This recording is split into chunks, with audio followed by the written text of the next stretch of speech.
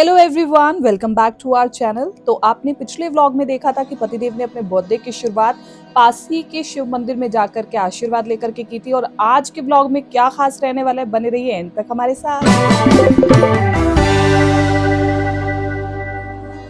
Hello everyone, कैसे हैं आप सब? आई होप आप सभी बहुत अच्छे होंगे। तो आज है पतिदेव का बर्थडे और इस बर्थडे को और ज्यादा अच्छा मनाने के लिए हम जा रहे हैं अपनी कुलदेवी यानी कि त्रिलोकपुर, जो कि सिरमौर नाहन में बसती है। तो इसलिए हम उनके दर्शन करने के लिए, उनका आशीर्वाद लेने के लिए जा रहे हैं। और अब क्योंकि चल रहे हैं गुप्त नवरात्रे, तो हमें लग रहा है कि काफी ज्यादा भीड़ मिलने वाली है। तो देखना होगा कि कितनी भीड़ मिलेगी और माता रानी कितने खुले दर्शन अपने देती हैं, वो देखना होगा। और हम आपको मंदिर के भी दर्शन करवाएंगे। पूरी पूरी कोशिश रहेगी कि आप भी माता रानी का आशीर्वाद प्राप्त कर सके। और थोड़ी बहुत मैं वहां पर जाकर के आपको मान्यता भी बताने की कोशिश करूंगी कि त्रिलोकपुर जो माता है वो यहाँ पर कैसे आई है, हमारी कुलदेवी कैसे बनी है, वो सब कुछ मैं आपको बताने की कोशिश करूंगी। तो आप बने रहिए हमारे साथ और चलिए मंदिर की ओर। जय माता दी। तो फाइनली हम पहुंच चुके हैं और जैसा कि गुप्त नवरात्रि चल रहे हैं तो उसको देख करके लग रहा था बहुत भीड़ मिलेगी, लेकिन देखिए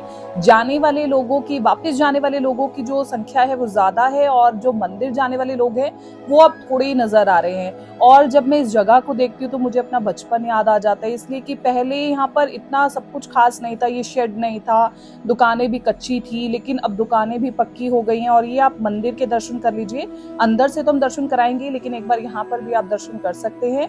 और इसी के साथ साथ जब हम आगे बढ़ेंगे तो आपको और बहुत कुछ देखने को मिलेगा। इस मंदिर में आपका बहुत मन लगने वाला है। सबसे बड़ी बात तो ये है, इस बार हमने क्या अलग देखा कि जो ये सारी दुकानें लगी हुई थी, इन्होंने अपने साथ साथ कार की पार्किंग की भी व्यवस्था की हुई थी, क्योंकि जब नवरात्र होते हैं तो बहुत पीछे गाड़ी खड़ी कर दी जाती है। अब जैसे कि आप हमारे साथ चल रहे हैं, मंदिर के एंड तक चल रहे हैं, तो आप देख सकते हैं कि जो गाड़ी है वो काफी आगे तक जाने वाली है। और ये जो आपने ललिता देवी मंदिर का बोर्ड देखा है, ये भी एक माता है यहीं पर, जिसमें अगर हम इस मंदिर में जाते हैं तो तकरीबन 4 किलोमीटर की बहुत तीखी चढ़ाई चढ़नी पड़ती है। मुझे याद है मैं बचपन में एक बार गई थी तो बस हो गई थी भाई। तो ये बाला सुंदरी माता का जो प्रवेश द्वार है, वहां पे सीधा आपको लेके चलते हैं। और आज हमारे साथ स्पेशल गेस्ट कान्हा जी भी आए हैं। इनकी पहली तीर्थ यात्रा है ये, वैसे जब से हमने इनको लिया है ये पहली तीर्थ यात्रा है इनकी। तो चलो शुक्र है भीड़ तो नहीं है, तो ऐसा लग रहा है कि दर्शन अच्छे हो जाएंगे और हम सही टाइम पे पहुंचे हैं।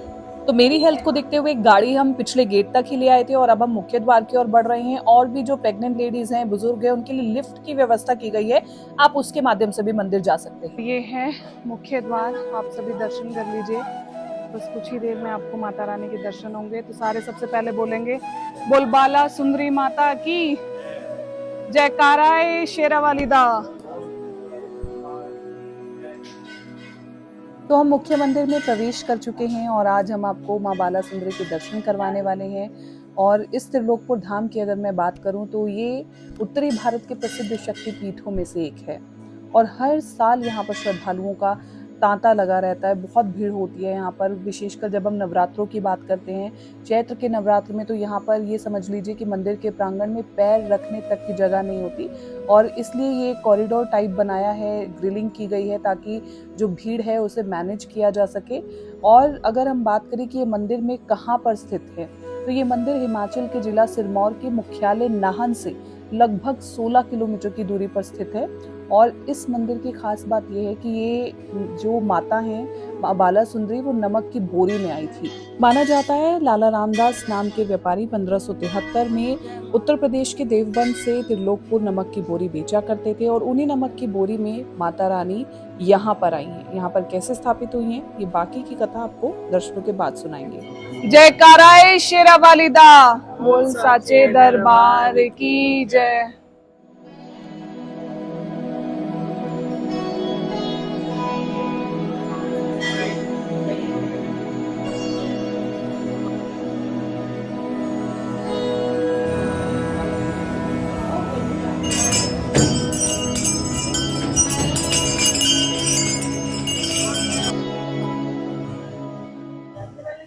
माता रानी के बहुत ही सुंदर दर्शन हो चुके हैं, बहुत अच्छे दर्शन हो चुके हैं। और सबसे अच्छी बात यह है कि जब मैं अंदर मौजूद थी तो मुझे तो उतने ज़्यादा पास से नहीं दर्शन करने दिए, लेकिन मेरे ठाकुर जी को बिल्कुल माता रानी के पास बिठा करके उनके दर्शन कराए गए। दोनों का मिलन बहुत अच्छा हुआ, जिसको देख कर के मैं बहुत भावुक हो गई थी। तो ठाकुर जी की वजह से ही हमारे जो दर्शन है वो भी बहुत अच्छे हुए, तो मन बहुत शांत है। मेरे मन में बहुत प्रश्न थे, लेकिन अंदर जाते एकदम वो होते हैं ना कि शून्य वाली सिचुएशन, कि सब कुछ आंसर मिल गया, सब कुछ बढ़िया हो गया। तो मन अभी बहुत ज़्यादा खुश है और पतिदेव भी बहुत खुश है। चलो आगे बढ़ते हैं। और जो इस बार सबसे अच्छी चीज़ लगी मुझे वो ये कि जो धूप जोत का स्टैंड है वो अलग से बनाया गया था, क्योंकि पहले मंदिर के अंदर धूप जोत जलाने नहीं देते थे, तो कुछ अधूरा सा लगता था पूजा में। इस बार वो मुझे पूरा दिखाई दिया कि भक्तों के लिए एक अलग से पूजा स्टैंड बनाया गया है, ताकि आप यहाँ पर अपनी जो पूजा है वो पूरी कर सकते हैं। तो ये आइडिया मुझे बहुत अच्छा लगा, और हमने भी धूप जोत करके माता रानी को बहुत धन्यवाद दिया कि आपने इतने अच्छे दर्शन हमें दिए, हमें बार बार बुलाइए और इसी तरह बुलाइए। कोई भी हमसे भूल होगी हमें माफ़ कर देना। और अब इसके साथ साथ, पूजा करने के साथ साथ, मैं आगे बढ़ कर के भी दिखाऊंगी आपको कि इस मंदिर में बाकी के भी जो तमाम देवी देवता हैं उन्हें भी स्थापित किया गया है। माँ काली, श्री गणेश, हनुमान जी, तमाम वो देवी देवता यहाँ पर स्थित हैं, जो कि बैठ करके आपको आशीर्वाद दे रहे हैं, अपने दर्शन दे रहे हैं। और मैं और आप सभी सौभाग्यशाली हैं कि इस मंदिर में हम इतने अच्छे दर्शन कर पा रहे हैं।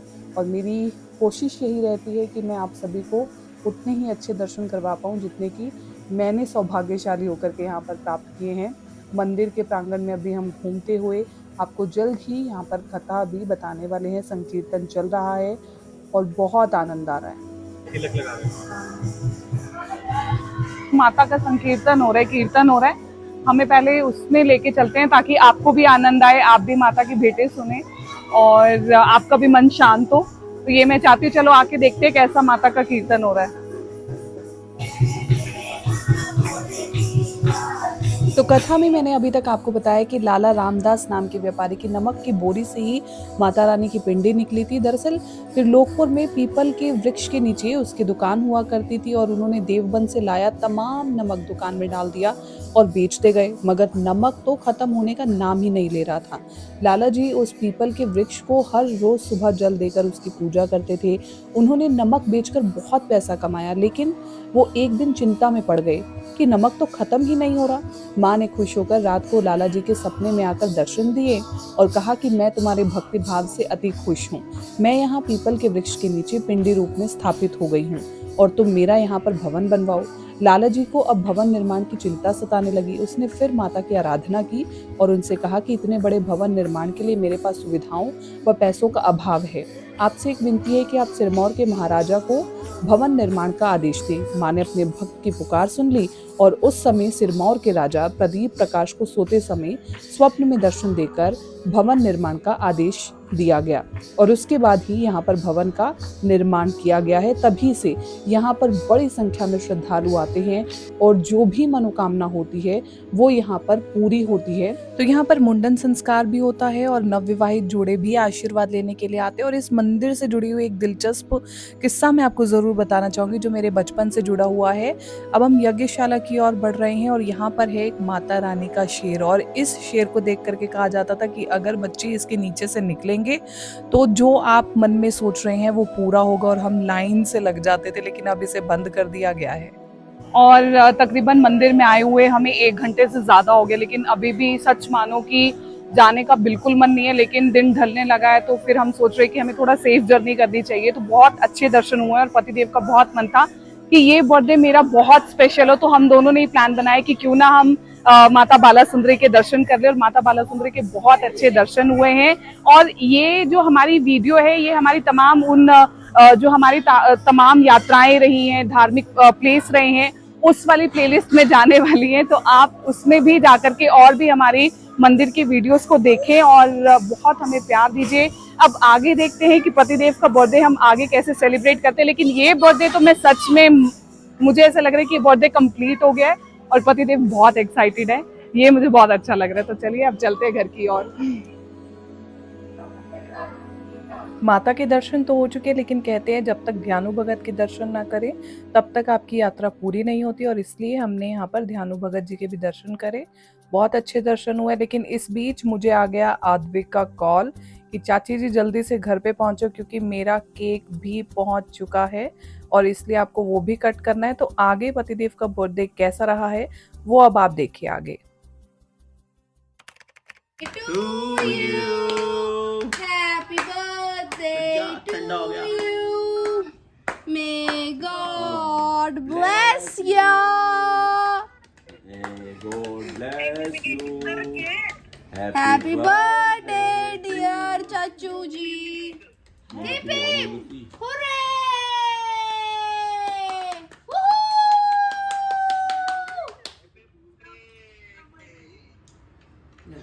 मेवाराम को खिला दूं मैं। मेवाराम जी, मेवाराम जी को खिला दो। लगा दे मेरे को फिर। खिला दो भाई। मेवाराम ये इसकी टमी तो ब्लूटूथ से अटैच है ना, मैं खा रहा हूँ तेरे पेट में आ लगा दे फिर चाचू जी के मुंह पे बोंगी जी। लगा लूं बोंगी जी अपने आप ही मैं। चाची कह रही है कि चाचू के मुंह पे केक लगा दे हम। क्योंकि चाचू जी सबको ऐसे ही करते हैं ना। क्या कहते हो बोंगी जी, लगा दे फिर। मैं Advik will be mad at me if I do खा it. खिला रहा हूं मैं तो। अगर मैंने केक खाया Advik will be mad at me. No, Advik won't be. Advik मैंने नहीं खाया। Advik won't be mad at me. मेरे साथ क्या किया बुआ जी ने, और अरे लगवा लो लगवा लो। ये देख। ये करना आद्विक चाह रहा है, ये स्लो नहीं कर रही है आद्विक की तरफ अब से। आद्विक, अगर मैंने बुआ जी के बर्थडे पे ऐसा किया तो आप मुझे रोकोगे नहीं, ठीक है? पर Advik तो खुद चाचू जी को पूरी हल्लाशेरी देता है कि आप बुआ जी के साथ ऐसे करो। यस यस, अब हम मिलके करेंगे। पिछले आद्विक साल Advik ने मेरे को कहा था बुआ जी बहुत क्यूट लग रहे हो, केक लगा के मुंह मत धोना। बीवी जी का हो रहा है? बस अभी हम चले हैं आपका बर्थडे फाइनली जो अच्छे वाला डिनर है वो करने के लिए, जिसका मैं वेट कर रही थी काफ़ी दिनों से। तो उसके लिए हम रेडी हो गए हैं, बिकॉज अब कोई कपड़े फंसते नहीं हैं। तो मैंने ये नाइट सूट पा लिया है जिसे कोट सेट कहते हैं। कुछ लोग इसे नाइट सूट भी कह सकते हैं। तो आपको बता दूं ये मुझे ताना मार रही है क्योंकि मैं इसके सारे कोड सेट्स को टेल यू गाइस कि मैंने मेकअप करते हुए वीडियोस नहीं ली, मैं भूल गई थी। लेकिन मैं आपको देखो फाइनल दिखा देती हूँ। प्रेगनेंसी ग्लो आ रहा है कि नहीं आ रहा? आ रहा है कि नहीं आ रहा? बता दो फिर, बता दो आ रहा है या नहीं आ रहा। मिलते हैं आपको वेन्यू पे।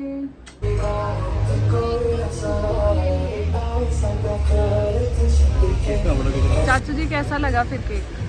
सच बताओ केक बहुत इमोशनल केक है। अच्छा very emotional cake, daddy to be and दादू टू बी। सही बात है, दादू दादी तो भी। नहीं बहुत सही है। Very nice. किसका आइडिया मैंने था? इस तरफ देखा था ना। गुड जॉब लिया, गुड जॉब। मैंने तो वो सो देख रही थी कि म्याऊ के पिल्लों पे लेटा हुआ। ऐसे मेरे को कोई कार्टून वाला केक ही नहीं मिला। बट अच्छा है। अच्छा मेरे बाल जो करली बनाए हैं ना, अच्छे बनाए हैं। जो आंखें इसमें बड़ी बड़ी बनाई है। हाँ आंखें मेरे नेचर के ऑपोजिट है वो। हैप्पी बर्थडे डियर, चाचू happy birthday to you. Hip hip hurray!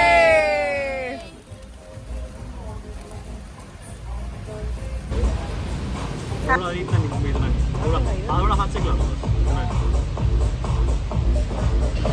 चाचू जी